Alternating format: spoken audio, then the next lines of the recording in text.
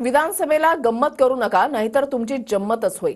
अजित पवारांनी बारामतीकरांना आवाहन केलेलं आहे. भावनिक होऊन जाऊ नका, बारामतीकरांना नंतर कोणी वाली राहणार नाही असं अजित पवारांनी यावेळेला म्हटलं.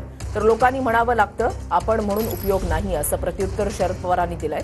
अजित पवारांच्या कोणी वाली नसेल या वक्तव्यावर पवारांनी उत्तर दिलंय.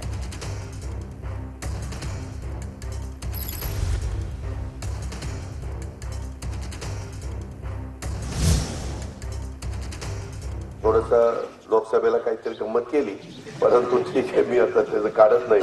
आता मात्र विधानसभेला गंमत करू नका, नाहीतर तुमची जम्मतच होईल. मी खोटं नाही सांगत, तुमच्या लक्षात येत नाही. काही भावनिक करायचा प्रयत्न केला तर त्याची इतकी मोठी किंमत बारामतीकरांना मोजावी लागेल. परत बारामतीकरांना कुणी वाली राहणार नाही.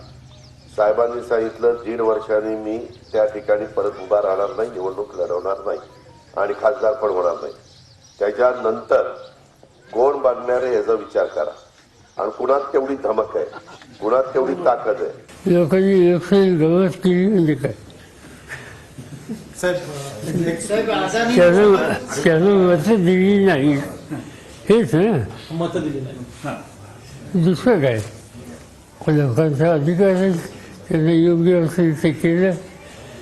पण तुमच्या बाबत असं हीच वाली हे शब्द वारंवार सभेमध्ये बोलले जातात. नाही कोणी असं आहे, उद्या कुणी म्हणत असेल मीच देशाचा करू तेव्हा बाबा माझी काही तक्रार नाही.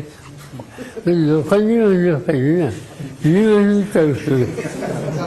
तुम्हाला बारामतीकरांना सांगतो, मला तुम्ही 91 पासून आमदार केलं, खासदार केलं, तेव्हापासून कधी प्रतिभा आल्या बाहेर आताच म्हणजे काय नातवाचा पुळका आला मला तर काय कळलं. जर एक मिनिट जर मी खाताडा पेताडा काही गंजाडी पिंजाडी असतो तर गोष्ट वेगळी.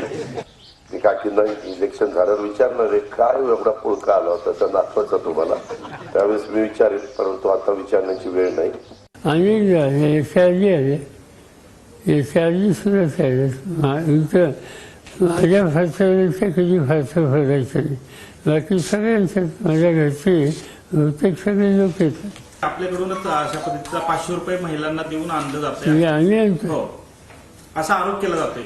आम्ही महिला कुठं आणल्या, दादांचा आरोप आहे. कुठं आणल्या, कुठं बारामतीमध्ये किंवा ज्या प्रचार फेरी चालू आहेत बारामतीला अजून सभा सुद्धा मी घेतली नाही, गेलो नाही.